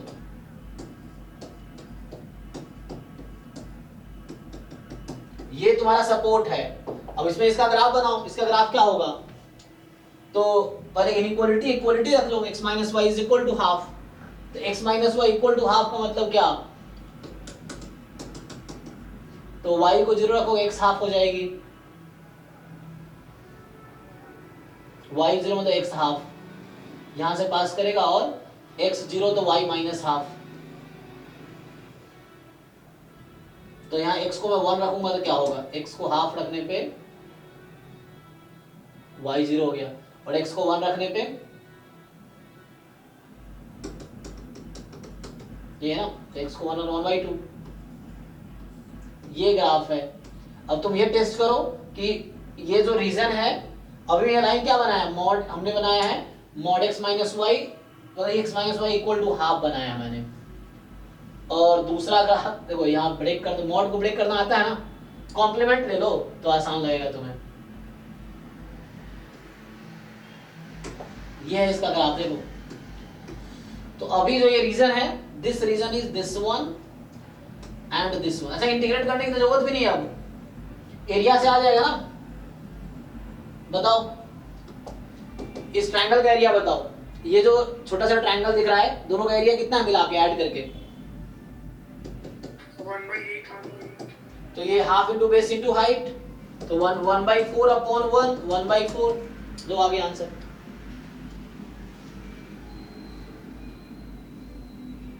सर मैंने इसमें 4 केस बनाए थे, जैसे z माइनस डब्ल्यू था, उस पर अगर मैक्स एक्स वाई पे अगर x ग्रेटर देन y है तो x माइनस वाई होगा, Yes. y greater than x है तो y माइनस x होगा। अब वो लेस देन हाफ हो सकता है, ग्रेटर देन हाफ हो सकता है, तो 4 केस मिलेंगे ऐसे।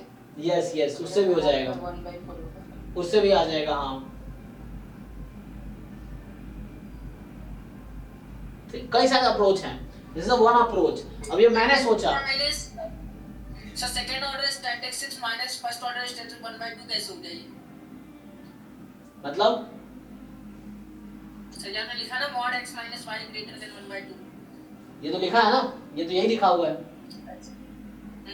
अच्छा सर। ये z माइनस w इसके इक्वल आएगा। ये थ्योरम देखो, अरे भाई ये तुम सिंपली समझ सकते हो, ये मैक्सिमम माइनस मिनिमम, तो दोनों में डिफरेंस का मॉड ही तो होगा।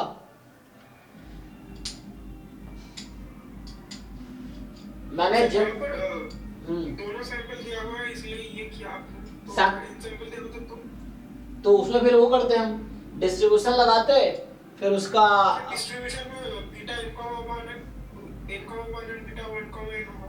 हाँ उसके बाद क्या करेंगे? इसके बाद इसका जॉइंट निकालो, जॉइंट निकाल सकते हो। हर एक डायरेक्ट फॉर्मूला होता है, तुम्हें पता है joint PDF of first order statistics and nth order statistics. तो अगर मैं सैंपल साइज n का होता ये क्वेश्चन, अगर ये सैंपल साइज n का होता तो मैं क्या करता, तो फर्स्ट ऑर्डर स्टैटिस्टिक्स और nth ऑर्डर स्टैटिस्टिक्स का डायरेक्ट पीडीएफ का फॉर्मूला है, किसी बुक में देख लो। ठीक, अब क्या करता है यहाँ पे, तो यही तो ZW क्या है, Z जो मेरा है वो nth ऑर्डर स्टैटिस्टिक्स है और W फर्स्ट ऑर्डर स्टैटिस्टिक्स है, तो मुझे चाहिए था probability of Z minus W। तो ये पीडीएफ मेरा आ चुका है, ये f z, w है, तो z क्या है मेरा मैक्सिमम ना, wz कर दो इसको, तो w, z है, तो मैं क्या करता है इसको z minus w more than 1/2 है, तो मैं इसको फिर से f of wz dw dz करो, इस रीजन पे ग्राफ बना के इंटीग्रेट, सेम चीज।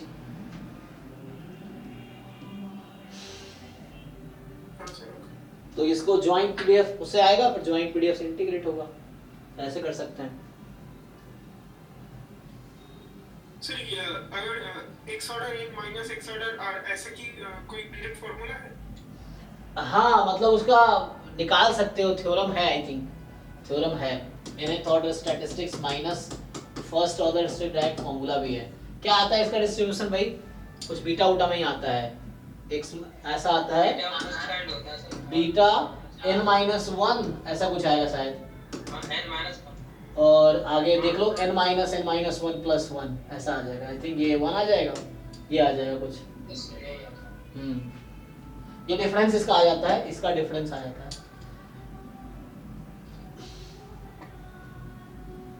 ये ठीक है, तो मुझे ऐसा लग रहा है एक दिन और इसको देना पड़ेगा, नहीं क्वेश्चन तो रह गए होंगे ना अभी तो। हाँ सर कुछ क्वेश्चन है ना, मतलब दोबारा सॉल्व करो, जो लोग एक बार सॉल्व किए उसको दोबारा सॉल्व करो, डाउट जो है ग्रुप में, तो मैं बहुत सारे चैट में देख रहा हूँ क्वेश्चन, तो वो अभी बाकी है शायद मुझे लग रहा है, तो एक क्लास में और इसको डिस्कस करते हैं, कल सॉल्व करके आओ इसको, और ये मॉक टेस्ट 14 का डिस्कस करते हैं अगर कल भी, और अभी गेट का क्लास लेता हूँ, ठीक है ना। तो आप 5, हाँ क्या डाउट है? सर मैंने फर्स्ट वाला लगाया था तो ये गलत है। x be a random variable is symmetric about 0, f be the CDF of x। तो देखो ये कुछ बोला नहीं, कॉन्टिन्यूअस है कि डिस्क्रीट है, तुम जो फर्स्ट लगाए फर्स्ट कॉन्टिन्यूअस के लिए ट्रू है, और इन जनरल ये ट्रू है, डिस्क्रीट भी तो हो सकता है ना, तो ये इन जनरल ट्रू है। अगर कॉन्टिन्यूअस होगा तो ये वाला पार्ट खुद ही 0 हो जाएगा, x बराबर x वाला, ये है, तो वो सिर्फ कॉन्टिन्यूअस के लिए पहला जो तुम लगाए वो ट्रू है, लेकिन इन जनरल ये ट्रू है, सी वाला।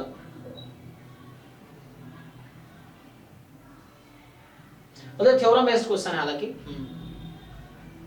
ठीक है चलो आज ही स्टॉप। ये वाले में तुमने बताया, आपने जो बताया था सर, मैं मतलब मेरा माइक वो था, मैं सुन नहीं पाया था सर। अरे भैया क्या तुम लोग कहाँ खोए हो, इसमें क्या क्या बताना है तुम्हें क्वेश्चन में? एक्सपोनेंशियल वाला कैसे बताता हूँ ज्योमेट्री, ये भी ज्योमेट्री प्रोग्रेशन पैरामीटर क्या होगा? अरे यार क्या इसमें तुम वो क्यों पैरामीट्रिक निकाल रहे हो? इसका रेंज क्या होता है, इसमें तुम वैल्यू इसका कोड क्या होगा इसका? 0 1 2 3 मतलब यार तुम लोग भी ना मतलब समझ नहीं आ रहा। अगर एक्सपोनेंशियल बता दिया तो एक्सपोनेंशियल आता है, यूनिफॉर्म का नहीं आता। थोड़ा दिमाग यूज करो कि एक्सपोनेंशियल से मैंने कैसे डिराइव किया था, तो सेम तरीके से ये करके देखो। अब ये थोड़ी जो मैं बताऊंगा उतना ही तुम्हें आएगा, जो नहीं बताया वो नहीं आएगा। अरे दिमाग का यही तो काम होता है कि हमने 4 चीजें सीखी, अगली 40 चीजें खुद ही निकाल लेंगे। तो इतना दिमाग तो डेवलप करो कि अगर मैंने एक्सपोनेंशियल के लिए बताया तो यूनिफॉर्म के लिए खुद निकाल लो। अब ये क्या नहीं बताया तो नहीं निकाल पाएंगे हम। तुम्हें देखो ना कि एक्सपोनेंशियल में कैसे डिराइव किया था मैंने डिस्ट्रीब्यूशन, क्या प्रूफ लिखे थे क्लास में। तो सैम इसको ऐसे ट्राई करके देखो, ट्रांसफॉर्मेशन ही तो है ये। तो ट्राई करना नहीं, ऐसे देख के छोड़ दिए, ट्राई करके देखो। जो रेंज थी वो तो निकाल ली थी 0 1 2 फिर सब मास निकालो उस पॉइंट पे, क्या दिक्कत है? जैसे मैंने एक्सपोनेंशियल का प्रूफ लिखा सेम प्रूफ होगा। ऐसे रट्टा मार के जाओगे फिर तो हो गया, एग्जाम में क्वेश्चन एक भी नहीं कर पाओगे कि सर ने आप ये कराए थे, आप यूनिफॉर्म एक्सपोनेंशियल कराए थे, एग्जाम में यूनिफॉर्म आ गया, मैं तो कर ही नहीं पाया। अरे भाई दिमाग यूज करो कि जैसे एक्सपोनेंशियल के लिए वैसे सेम यूनिफॉर्म का होगा, कोई अलग थोड़ी है टेक्निक। वहां क्या कराया था मैंने कि ये y डिस्क्रीट है तो y बराबर k के लिए निकालो पीएमएफ। इसमें क्या अलग करूंगा मैं? वहां एक्सपोनेंशियल का पीडीएफ यूज किया, यहाँ यूनिफॉर्म का पीडीएफ यूज करूंगा, है सेम ही चीज। ये माइनस 1 माइनस k ऐसे करके क्या था? अब क्या है? अब इसमें क्या किया था? जब एक्सपोनेंशियल रहा होगा तो हमने एक्सपोनेंशियल के पीडीएफ को इंटीग्रेट किया होगा। अब यूनिफॉर्म है तो यूनिफॉर्म के पीडीएफ को इंटीग्रेट करूंगा। ये सब तो अब हाँ पता है जो भी है, याद तो नहीं, मुझे देखना पड़ेगा। तो ये जो भी देख लो क्या आता है, k2 k-1 sorry k-1 to k, तो कितना आ गया ये 1, कितना आएगा 1/, अच्छा पीडीएफ नहीं लिखा ना, इसका 1/100 था ना पीडीएफ, इसका 100 था, तो ये 1/100 हो गया। हाँ तो ये डिस्क्रीट यूनिफॉर्म बन गया अब, क्योंकि इस पे भी 1/100 होगा, इस पे भी, सब पे 1/100 होगा, तो हो गया। अब जो कह रहा है वो निकालो। ये सब थोड़ा दिमाग वाग यूज करो थोड़ा सा, सबको ये बोलता हूँ कि थोड़े क्वेश्चन ट्राई करना सीखो। नहीं भी आ रहा फिर भी कोशिश करके देखो, तब जाके क्वेश्चन सॉल्व होंगे। ऐसा थोड़ी क्वेश्चन वही आएगा जो तुमने कर रखे हैं। क्वेश्चन सॉल्व करने का मतलब है कि तुम्हारे दिमाग को तुम ट्रेन कर रहे हो कि क्वेश्चन ऐसे करने हैं। अब जो नया क्वेश्चन आया तो ट्राई करके देखो कि हम क्या करते हैं कि ये डिस्क्रीट यूनिफॉर्म हो गया, अब मतलब ये डिस्क्रीट हो गया सपोर्ट, अब सपोर्ट पे मास निकाल लो। सेम मैंने एक्सपोनेंशियल में किया होगा, वहां यहाँ तक ही, बस यहाँ एक्सपोनेंशियल का पीडीएफ यूज किया होगा तो यहाँ ज्योमेट्रिक बन के आ गया था वो, अभी इसमें ये डिस्क्रीट यूनिफॉर्म बन के आ गया। ट्राई किया करो, ट्राई करके देखो, जब नहीं हो तो बताओ सर मैंने यार ट्राई किया ऐसे नहीं हुआ, ट्राई करके आओ। ट्राई तो किया था, जो रेंज में निकाल ली थी, लेकिन उसके बाद का जो प्रोसीजर है थोड़ा वहाँ पे मैं कंफ्यूज हो रहा था कि जियोमेट्री बनेगा कि डिस्क्रीट यूनिफॉर्म बनेगा। मैं यहाँ मुझे 0 पे हो रहा था तो मैं इस वजह से कंफ्यूज था, इसलिए अरे मास निकाल के देखो ना, जैसे हर पॉइंट पे मास निकाल के देखो कि x बराबर 0 पे मास निकाल के देखो, 1 पे 2 पे 3 पे, तो हर पॉइंट पे निकालने से बेटर है कि मैं k पे निकाल दिया। k इनमें से कुछ भी हो सकता है, तो यहाँ से पता चला y बराबर k पे ये पीएमएफ है। अब k यहाँ कुछ भी हो सकता है 0 से 99, तो अब डिसाइड करो, तो ये निकाल दो। देखो रट्टा थोड़ी मारना है कि ज्योमेट्रिक होगा, क्यों होगा, तो फाइंड करके देख लो, नहीं आदत हो, लेकिन ट्राई तो करो। तो तुम्हें ट्रांसफॉर्मेशन पता है ना, जब डिस्क्रीट बन गया तो पीएमएफ निकालेंगे। कॉन्टिन्यूअस होता तो या तो सीडीएफ अप्रोच से जाते या फॉर्मूला से जाते हम, ये चीज है। ठीक है, ट्राई करके आओ। कल भी मॉक टेस्ट 14 का ही डाउट होगा, एक बार ट्राई करके आओ कि जो भी क्वेश्चंस तुम्हारे रह गए एक बार ट्राई करो, फिर उसको लिख लो कि ये क्वेश्चन मुझे क्लास में पूछने हैं। पहले से लिस्ट बना लो क्वेश्चन का, ये नहीं कि जब मैं बोल रहा हूँ तो देख रहे हो चलो ये भी पूछ लेते हैं, ये भी पूछ लेते हैं, ये भी पूछ लेते हैं, तो उससे तुम्हारा कोई फायदा नहीं होने वाला है। तो ट्राई करके पूछोगे तो सीखोगे, ऐसे ही पूछोगे तो 4 दिन बाद फिर भूल जाओगे, जैसे 4 दिन पहले थे 4 दिन बाद वैसे ही रह जाओगे, कोई नया तुम्हारे इंप्रूवमेंट नहीं होगा। इंप्रूवमेंट उतना ही होगा जितना तुम ट्राई कर रहे हो, तुम्हारे एफर्ट्स तुमको बेटर बनाएंगे, मैं तुम्हें हेल्प करने के लिए हूँ, ये है। तो सिर्फ क्वेश्चन मुझसे सॉल्व करवा करवा के तुम्हें नहीं आएगा, जब तक तुम नहीं सॉल्व करोगे तुम्हें नहीं आएगा। मैं सॉल्व कर रहा हूँ 4 दिन याद रहेगा, 5 दिन भूल जाओगे, तो तुम खुद सॉल्व करोगे तो लॉन्ग टाइम तक याद रहेगा, हमेशा के लिए, क्योंकि दिमाग में चीजें समझ आ गई प्रोसेस तो याद रहेगा। तो इसलिए खुद सॉल्व करने का हैबिट डालो, जो मैंने सॉल्व किया है वो भी खुद करो, जो नहीं किया है वो भी खुद करो, पूछने से पहले भी खुद सॉल्व करो। तो अपने भरोसा करो और ज़्यादा से ज़्यादा खुद सॉल्व करने की कोशिश करो, जो फंस जाए वो मुझसे पूछो, ठीक है। चलिए तो अभी के लिए थैंक यू।